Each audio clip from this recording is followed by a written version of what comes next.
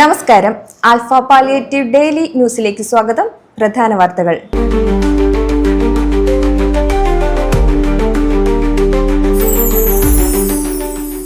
സൗജന്യ പാലിയേറ്റീവ് പരിചരണം തുടരുന്നതിനായി ആൽഫയുടെ വിവിധ സെന്ററുകൾ കേന്ദ്രീകരിച്ച് വർഷം തോറും നടത്തിവരുന്ന രോഗി പരിചരണ സ്പോൺസർഷിപ്പ് ക്യാമ്പയിന് തുടക്കമായി.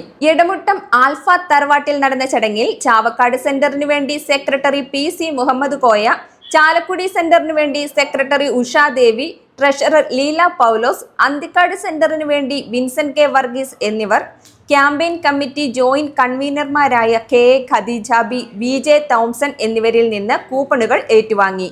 Community director Suresh Sreedharan, senior community development officer Fabin Baby എന്നിവർ സന്നിഹിതരായിരുന്നു.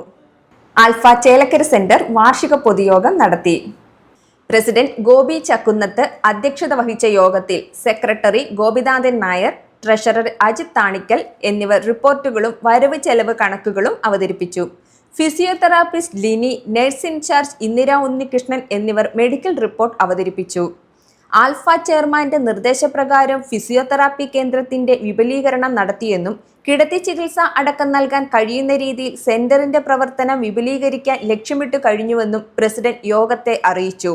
ആൽഫയുടെ രോഗി പരിചരണ സ്പോൺസർഷിപ്പ് ക്യാമ്പയിൻ വിജയിപ്പിക്കാനും യോഗം തീരുമാനിച്ചു.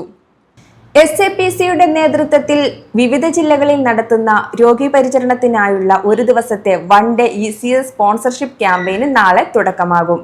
തൃശൂർ സെലക്സ് മാളിൽ നാളെ രാവിലെ 10 മണിക്ക് നടക്കുന്ന campaign community director Suresh Sreedharan, SAPC state coordinator Vijin Wilson, community welfare ഓഫീസർമാരായ വിസ്മയ വേണുഗോപാൽ, മേഘ്ന അനിൽകുമാർ, എൽദോസ് തങ്കച്ചൻ, ലിഡ സിറിയക്, അക്ഷയ രാജ് എന്നിവർ നേതൃത്വം നൽകും. ക്യാമ്പയിന്റെ ഭാഗമായി മാളിലെത്തുന്നവർക്ക് ബോധവൽക്കരണ നോട്ടീസുകളും ECS ഫോമുകളും വിതരണം ചെയ്യും. റമദാൻ നോമ്പിനോടനുബന്ധിച്ച് ആൽഫ കൊച്ചി സെന്ററിൽ പലവ്യഞ്ജന കിറ്റുകൾ വിതരണത്തിനായി എത്തിച്ചു. പ്രസിഡന്റ് സുബൈദ റഹീം, വൈസ് പ്രസിഡന്റ് സുബൈദ സീതി എന്നിവർ സ്പോൺസർ ചെയ്ത പലവ്യഞ്ജന കിറ്റുകൾ ഹോം കെയറിൽ നഴ്സുമാരായ സന്ധ്യ, ശ്യാമ, ജോയ്സി എന്നിവർ വിതരണം ചെയ്തു. ഇതോടെ ഇന്നത്തെ വാർത്തകൾ അവസാനിക്കുന്നു. ജയ് ഹിന്ദ്.